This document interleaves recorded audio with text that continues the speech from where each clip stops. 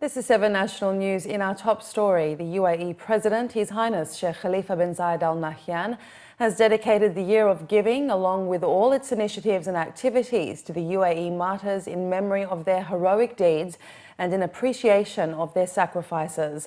The President's directive aims to instill the values of generosity and selflessness, which the martyrs exemplified across the nation. His Highness made the announcement during an extraordinary meeting of the UAE Cabinet held at the Wahat Al Karama Memorial Site in Abu Dhabi. His Highness Sheikh Mohammed bin Rashid Al Maktoum, UAE Vice President, Prime Minister and ruler of Dubai, and His Highness Sheikh Mohammed bin Zayed Al Nahyan, Crown Prince of Abu Dhabi and Deputy Supreme Commander of the UAE Armed Forces, Lieutenant General His Highness Sheikh Zayed bin Zayed Al Nahyan, Deputy Prime Minister and Minister of Interior, and His Highness Sheikh Mansour bin Zayed Al Nahyan, Deputy Prime Minister and Minister of Presidential Affairs, were in attendance.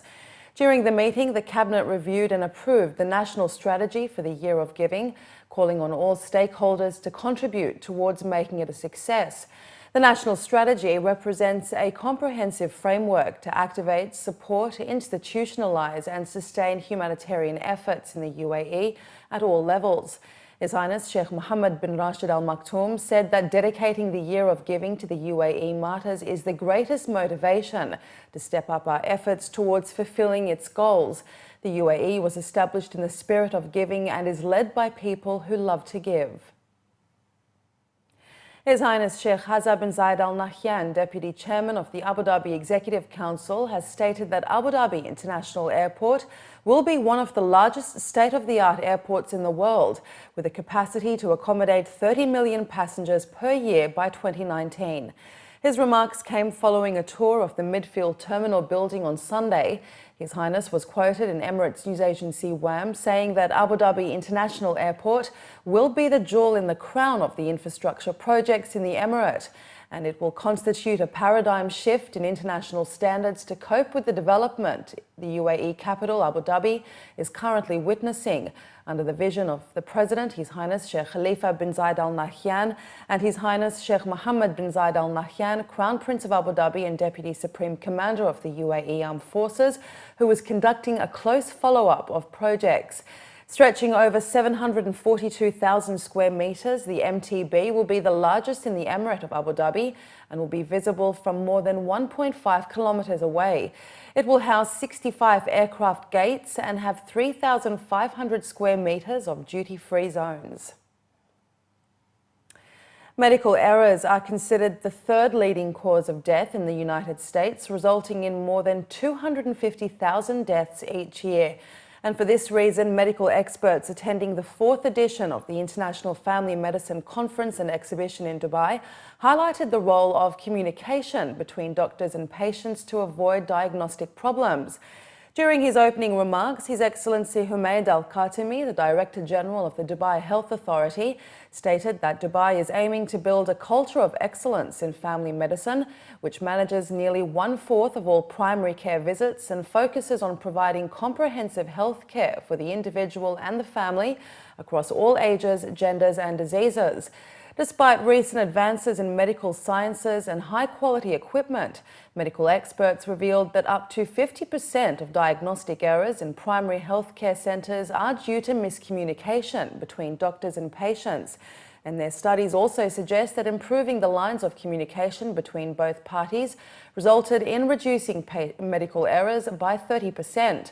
Doctors stress that a family physician can have a lasting impact on the health of an individual patient during his lifetime, while also achieving better health outcomes and cost savings. Without communication, you cannot connect to the patient. And if you don't connect to the patient, you can't reach to the diagnosis. So most of the diagnoses that we make, like 80% of the diagnosis, through the communication skills, which is the history taking from the patient. The essence of family medicine is to make friendship with the patient, with the whole family. Once you are a friend with the family, it means that you can communicate, you are able to communicate well, and then you can discover the problems. So if you are giving health education, they will comply with you. If you are giving instruction, they will do that. So without communication, you will find a hardship in dealing with patients, and improving the health of the patient. Meanwhile, DHA officials revealed that by the end of 2016, a total of 4.1 million people in Dubai were covered by some form of insurance, up from only 1 million people covered in 2013. Today, alhamdulillah, we've exceeded 98% coverage of insurance in Dubai. The vast majority of the population is covered. Over the next few weeks, we expect to reach close to 100% or 100%, inshallah. And that's very critical for us. We're including more screening, more prevention within the structure of the essential benefits package, and we're working on systems to ensure that these are actually adhered to and these are basically become mandatory. So we're slowly advancing from coverage into high quality coverage for the whole population in the Emirate of Dubai. In Dubai, you know, with the insurance mandate, we have the gatekeeper are the family physicians. And the family physician is broad spectrum, cover all ages and sex, different problem related to non-communicable disease, communicable disease, mental health. And if you look to the theme of this year, it's talking about excellency in family medicine, bridging to excellency in family medicine. And to bridge to excellency in family medicine, you should have well-equipped physician with the knowledge to be proactive in managing the common problems in health, like diabetes, like asthma, like mental health. And thousands of UAE residents are now able to use their Emirates ID, not just to go through immigration gates at the airport, but also to access healthcare services in the country. One of the largest insurance providers in the UAE, Oman Insurance Company, has confirmed that customers can now either go for a checkup or treatment or pick up medicines at the pharmacy just by presenting their national ID. Clinics and hospitals around the country used to require patients to present the standard insurance card before they are granted consultation, diagnostics and medical treatment services. According to a local report citing representatives from Oman Insurance, since February 12 this year, they have moved away from the traditional screening and eligibility process in support of government efforts in transitioning towards smart services. Meanwhile, a top official of national health insurance company Daman was quoted saying that they are on track to roll out a similar initiative, as pilot tests have already taken place to ensure a seamless customer experience. The provider announced last year that it was working to meet the early 2017 deadline. At least 2,000 Emirates ID card readers were earlier distributed to medical facilities in 2015 as part of the SMART initiative.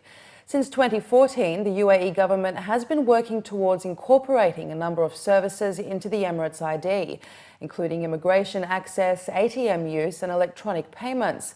At least 127 smart gates have so far been installed at Dubai International to enable travelling UAE residents to skip long queues at immigration counters. The Abu Dhabi Judicial Department has announced that those convicted of minor crimes will be ordered to clean mosques, streets and public parks or help at special needs centres and hospitals as community service. This will replace detention for minor crimes that otherwise would not exceed more than 6 months imprisonment. The announcement followed a resolution to set up a new public prosecution. Among the suggested community service work includes memorization of the Holy Quran, sending inmates to juvenile centres, spending time at special needs centres, helping in transportation of patients and cleaning public areas and natural reserves.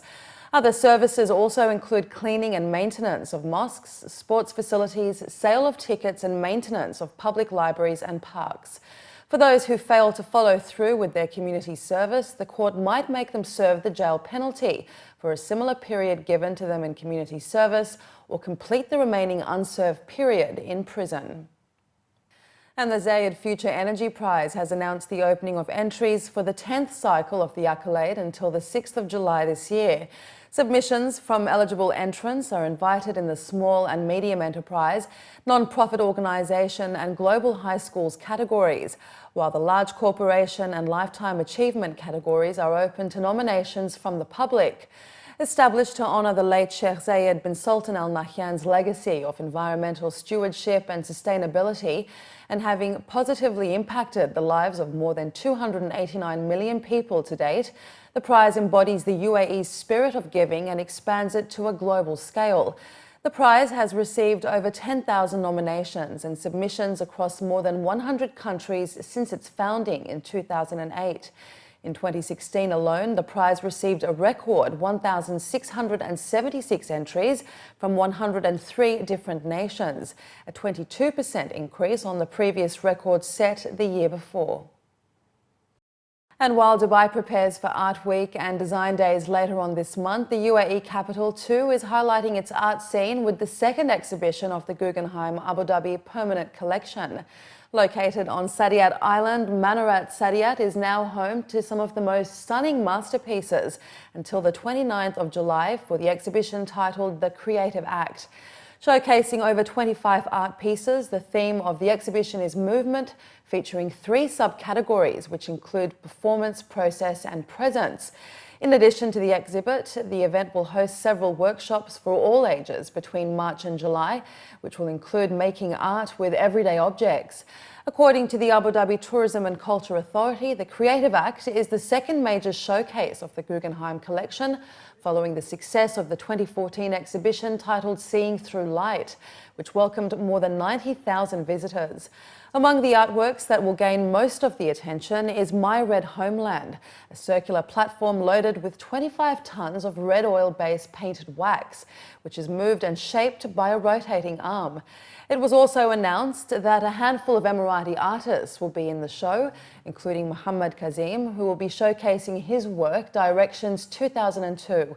Kazim will showcase a 2-minute video accompanied by photographs and wooden panels depicting a performance by the artist at sea. According to the organisers, the Creative Act this year focuses on bringing the human element forward by organising talks conducted by the curators themselves, in line with the museum's role to encourage, inspire and inform. The Guggenheim Abu Dhabi has artworks that start from the 1960s to the present day.